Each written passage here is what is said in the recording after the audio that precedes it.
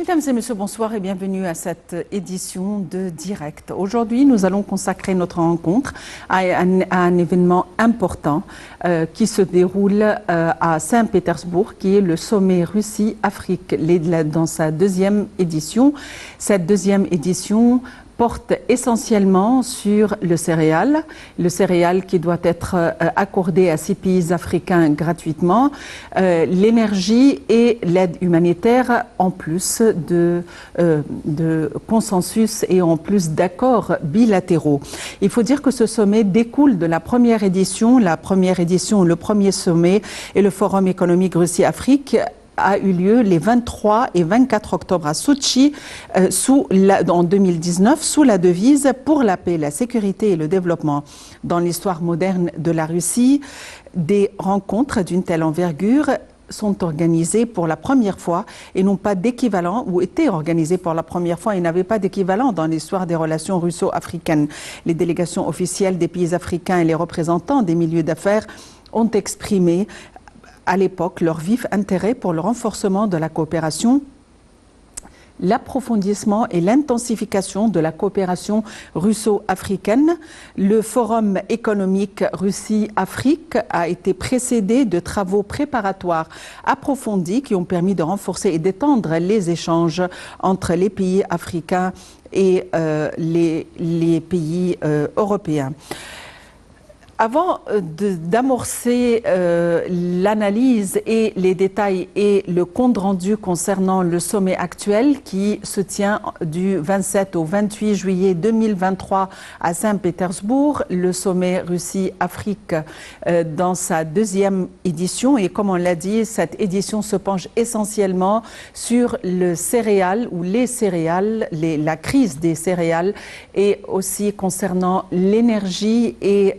l'aide humanitaire. Il faut dire qu'en marge de ce forum et avant que les travaux ne commencent, le président Abdel Fattah el-Sisi s'est entretenu hier avec son homologue russe Vladimir Poutine à Saint-Pétersbourg à la veille du deuxième sommet Russie-Afrique. Pendant la rencontre, le président Sisi a affirmé le souci de développer la coopération bilatérale entre l'Égypte et la Russie, soulignant que la deuxième édition du sommet russo-africain qui a débuté le 27 du mois courant aura d'excellents résultats. Le chef de l'État a déclaré que l'Égypte saluait toutes les initiatives russes visant à promouvoir la coopération avec l'Afrique. Voyons les détails dans ce compte rendu. Lors d'un entretien avec le président russe Vladimir Poutine à Saint-Pétersbourg, le président Abdel Fattah el-Sisi a affirmé que l'Égypte soutient tous les efforts visant à accélérer le règlement pacifique de la crise russo-ukrainienne pour réduire les souffrances humaines, mettre fin aux répercussions économiques négatives sur les pays du monde, en partie les pays en développement et africains, et maintenir la sécurité et la stabilité internationale. Selon le porte-parole de la présidence, Ahmed Fahmy, Poutine a rendu hommage au rôle important du président el-Sisi dans le lancement de la première édition du sommet Russie-Afrique lors de la présidence par l'Égypte de l'Union africaine en 2019, laquelle avait pour objectif de promouvoir et approfondir les relations distinguées et historiques entre le continent africain et la Russie et consolider la concertation entre les deux parties sur les moyens de confronter les défis communs. Poutine a affirmé l'importance de poursuivre la concertation avec le président el-Sisi sur les questions régionales et internationales d'intérêt commun et valoriser le rôle de l'Égypte en tant que pilier de base pour la sécurité et la stabilité au Moyen-Orient et en Afrique. Pour sa part, el-Sisi a confirmé son souci d'approfondir les relations de partenariat avec la Russie dans le cadre du développement continu de ces relations et de la signature de l'accord de partenariat stratégique en 2018. Dans ce contexte, il a évoqué la coopération dans plusieurs domaines et les projets communs en cours, notamment la construction de la zone industrielle russe dans la zone industrielle du canal de Suez et le projet de création de la centrale nucléaire d'Abra pour la génération de l'électricité.